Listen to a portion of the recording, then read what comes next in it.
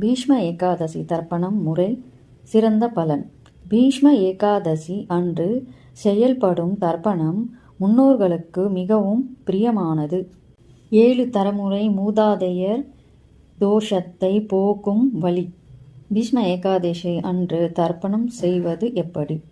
காலையில் குளித்துவிட்டு சுத்தமான ஆடைகளை அணிந்து கிழக்கு அல்லது தெற்கு நோக்கி அமர்ந்து ஒரு பாத்திரத்தில் தண்ணீர், கருப்பு எள்ளை வைத்து வலது கையால் கட்டை விரலுக்கும் ஆள்காட்டி விரலுக்கும் இடையில் தண்ணீரை விடவும். பித்ரு தேவதாபியா ஸ்வதா நம என்று 3 முறை சொல்ல வேண்டும்.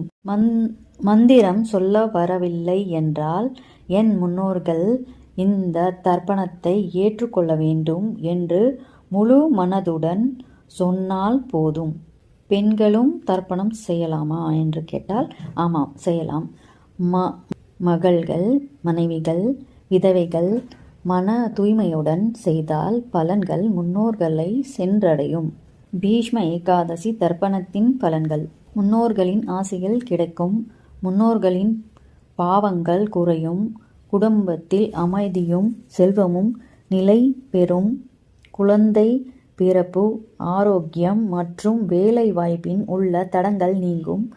புண்ணியத்தின் பலன்கள் 7 தலைமுறைகளின் முன்னோர்களை சென்றடையும்.